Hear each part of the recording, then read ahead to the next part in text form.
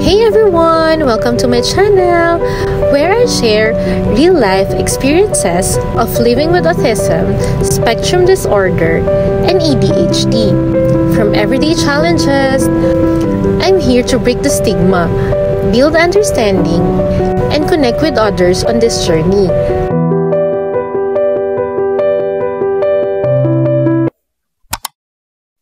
Hi everyone!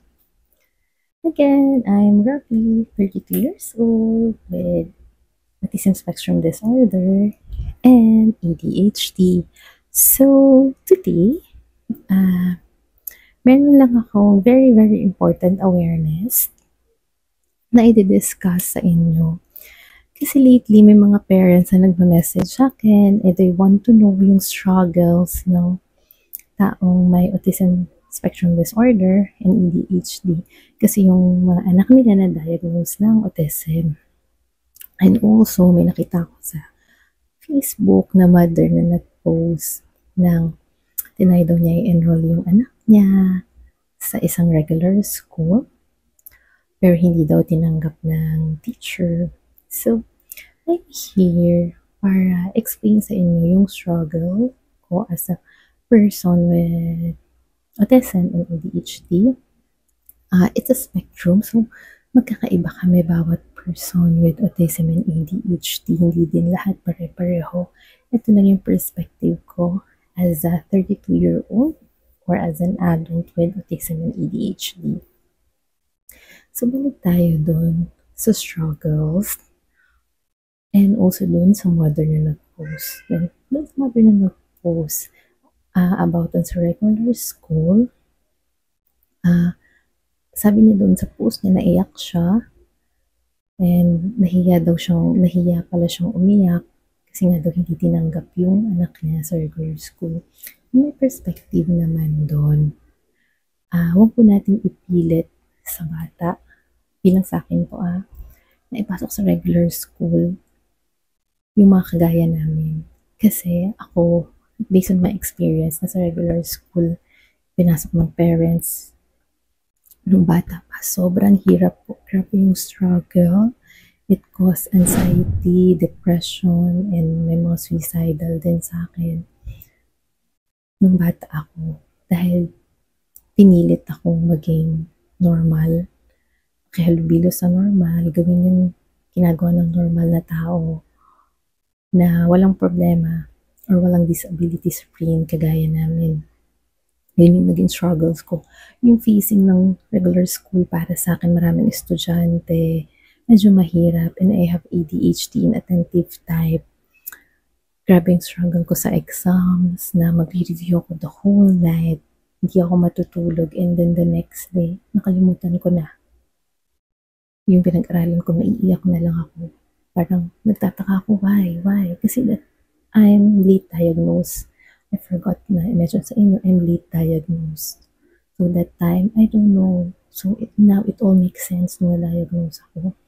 And during high school, in a regular class din, nakikita ko pa lang yung periodic table na kailangan namin kabisatuhin. Hirap na ako. As in, overwhelmed na ako sa itsura pa lang ng periodic table. Nakakaiyak na. Parang sabi ko, ang dami nito. Paano ko ito makakabisado?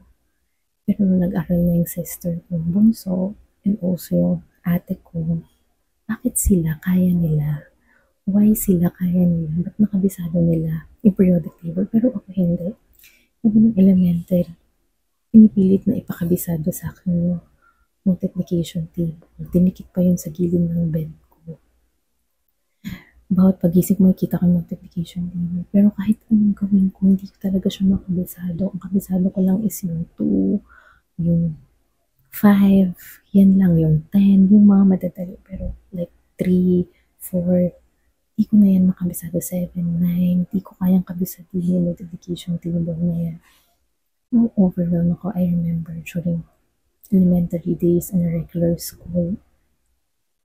Nung panahon kasi namin, di ba, pag maingay ka, pag madaldal ka, or may hindi ka nasagot yung pinapalo pa sa kamay ng stick. Kasi bawal na yun ngayon, pero noong dati nung panahon namin, ganun. I remember, nung pinaparecite sa akin ng multiplication table.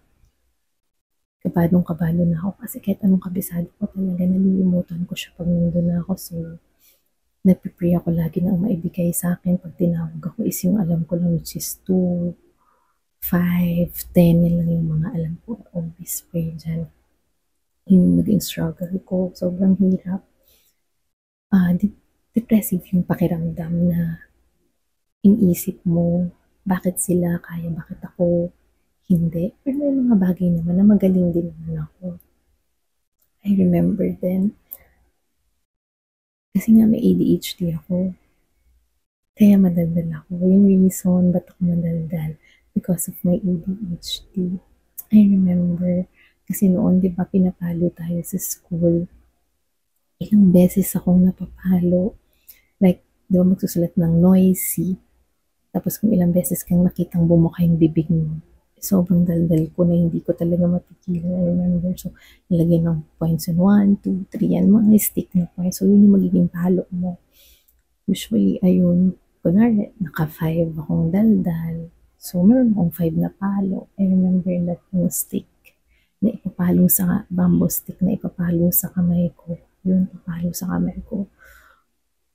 Dahil nga madaldal ako, pinapalo. So, makaka 5 to 10 na palo ako dito sa bamboo stick, dito sa kamay ko. So, hindi naman ako pinapalo sa puwet kasi usually, mga teacher, ang pag pinapadapa at pinapalo sa puwet yung mga lalaki lang, pag sa babae sa kamay. So, yun, mas gusto ko pang mapalo ako ng makapal na bamboo stick compared dun sa manipis na bamboo stick na yung ginagamit sa flag.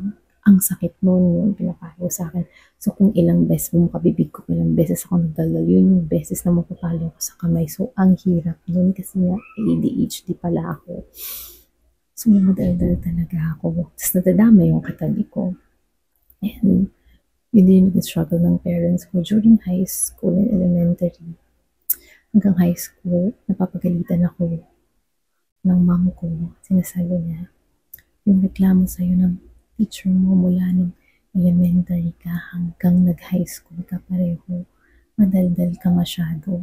Yun yung laging naging struggle ko.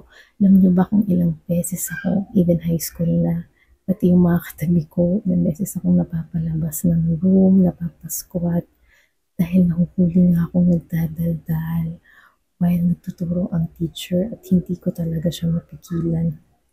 And of course, ang mahirap na part doon, syempre na hindi nila ma-understand as an autism person, yung meltdowns namin. Imagine nyo na lang na nasa regular school kami and we have meltdowns, and dahil sa frustration namin sa isang bagay na hindi namin makuha, hindi namin kayang pigilan ang meltdowns namin. I remember those times na meltdowns.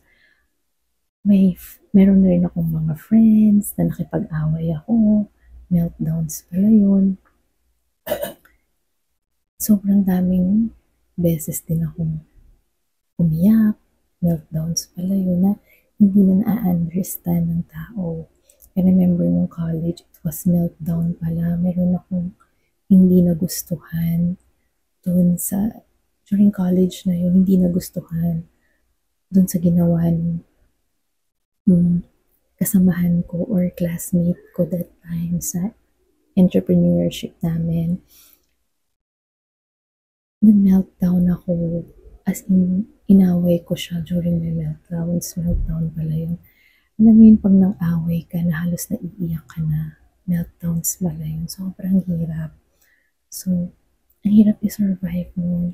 Yung facing na mabilis, yung maraming estudyante kayo na nandyan, napakahirap. So, I hope parents will understand na huwag po natin pilitin ang isang bata na ilagay sa regular school na hindi kayang mag-provide ng special need namin. Kasi it caused anxiety and depression po talaga. Yun yung naging struggle ko.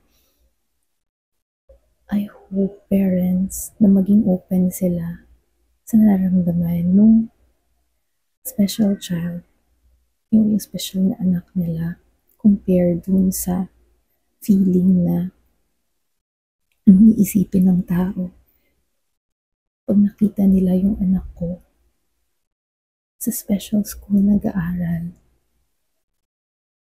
I hope na mas isipin natin kung ano yung nararamdaman ng anak natin compare sa iisipin ng ibang tao. Kasi sobrang hirap kasi dapat ang unang tatanggap sa amin is yung magulang namin eh. 'Di ba? So, kung yung magulang namin hindi matanggap na hindi kami mailalagay sa regular school, mas mahirap sa amin yung pakiramdam na kung magulang na hirap matanggapin kami. What more pa yung society. Tatanggapin yung katulad namin. This is a perspective ng isang tao. May autism po. So I hope parents will understand na it's not easy for us. We have a lot of struggles, lalo na in studying po talaga. Sino ba yung mga kagaya ko? Steve Jobs, Elon Musk, most of them are dropouts sa school, dropout ng college. And I'm very proud of myself na nakatapos ko ng college. But the struggle, sobra yung struggle to study in a regular school. Kung bibigyan ako ng pagkakataon na bumalik before, ayoko sa regular school, to be honest. It was hard. Pero dahil I have autism, magaling ako sa arts. Doon talaga ako nag-excel. I'm good in arts. So, yun yung pinakagusto ko. Sabi ko nga, if I came to a family na wealthy, kasi hindi naman ako nagaling sa wealthy family, maybe I pursue fine arts, fashion design, anything na may arts. I think doon ako magaling. So, I hope na makapulot ang mga parents dito sa video ko na to ng lesson or awareness dun sa mga struggles namin as a person with autism and ADHD. Upload kayo ng lesson here and sana may naitulong din ako sa inyo and dun sa mga kids nyo with special needs po. So, mas unahin natin yung special needs nila compare dun sa isipin ng ibang tao. Yun talaga yung magiging advice ko. And that's all po muna for today's video ko po. And I hope sa mga next video ko pa po, may ma-share pa po ako sa inyo. Thank you!